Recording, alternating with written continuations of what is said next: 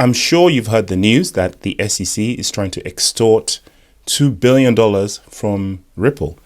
I say extort because, well, that's exactly what it is. You see, that's the usual behavior of government bodies like the SEC when they face a non-government body, right? See, in this legal situation, both sides are wealthy. Both sides can afford the legal costs and charges at the moment, right? But one side has an infinite pocket, right? An infinitely deep pocket, while the other side has a finite pocket.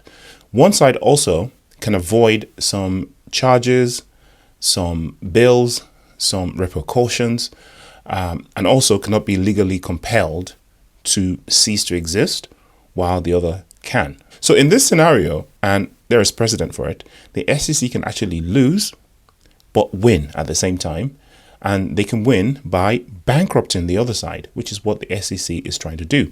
I say there's precedent for it because in the past, there are many organizations that have closed down after going to battle with the SEC, which is why many companies and organizations and entities, once attacked by the SEC, they just throw in the towel because they know that even if they win, they lose. Case in point, library. I used to create content for library. I used to support that environment. I amassed quite a few library tokens because I'm a video content creator and it's a video content platform, amongst other things, right? They tried, sidestepping into Odyssey and all sorts of other things, but the legal cost was just too great for library that they had to fold, even though they won against the SEC. So what the SEC is trying to do to Ripple is to win by bankruptcy. Now, why would the SEC be so bent on ruining a company like Ripple? I mean, if an entity like Ripple has done something that is maybe slightly offhand, but overall they've won, the token isn't a security. There's the decentralized XRP ledger that, is being in use at the moment and providing solutions around the world. Why would the SEC want to kill Ripple? It's not like the SEC needs the $2 billion to survive. They could just ask Jerome Powell to print them $2 billion. They're part of the government, yeah? There's got to be ulterior motives. Otherwise, why is the SEC going so hard against Ripple? Could it be Gary Gensler's personal ego? That could have something to do with it. But in my opinion, I think it's much greater than that. I think that they're standing up for their friends. Well, it's not a secret that Gary Gensler and probably many members of the SEC as an organization are pals with the guys at Wall Street. They're also pals with the guys at BlackRock, Fidelity, establishment banks, as we call them. Now, if you pay a little bit of attention, you will realize that these companies like BlackRock and JP Morgan, more and more, as the time goes on, we're starting to hear some of the projects that they've been working on, things that they've been releasing.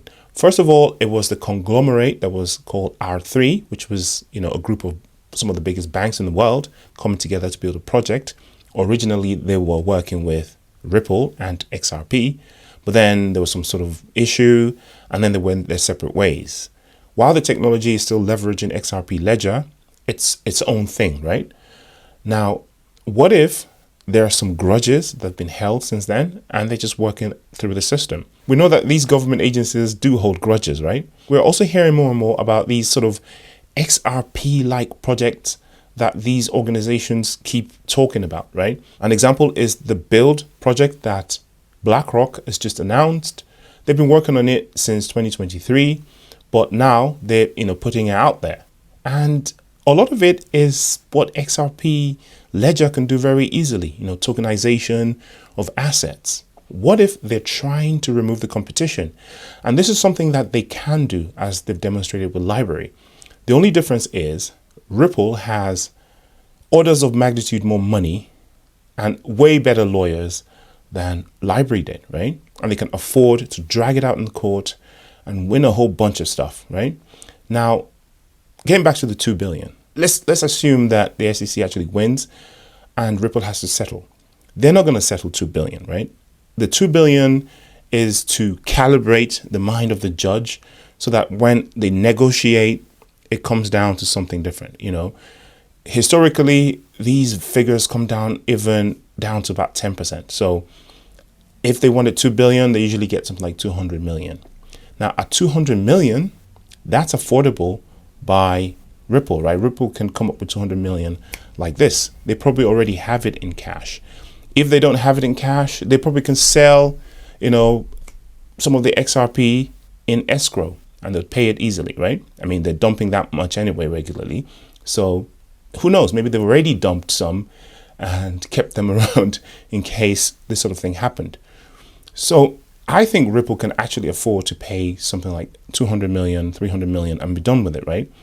The price of XRP would dip momentarily, but the FOMO of the fact that the law case is over will spiral the price back up, obviously. And then we'll just be free of the legal stuff, and then XRP can really take off. But we have to think of a scenario where Ripple does get bankrupted, right? So the question is, can XRP and the XRP ledger survive without Ripple? I think it can. And in some way, and some people would definitely agree with me on this, it might even be desirable. Momentarily, the price of XRP would plummet to really, really low amounts because obviously Ripple will probably dump their entire stash of XRP. With no Ripple and no centralizing body, a new decentralized blockchain might spring out of the ashes and actually be healthier, right? Projects like XRP Healthcare and the tokenized stablecoins that we have around the world, they might struggle slightly, but the ledger itself would chug on. And as long as the validators are happy, the project can continue.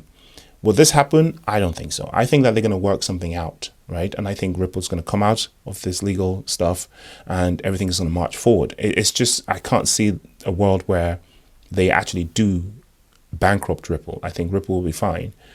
But it's got to be something that is, at the back of our minds that this is a possibility. Never say never, right? Anyway, I just saw the 2 billion figure and it led me down this thought process today. It's not financial advice, of course. Do your own research and I'll see you in the next video. Peace.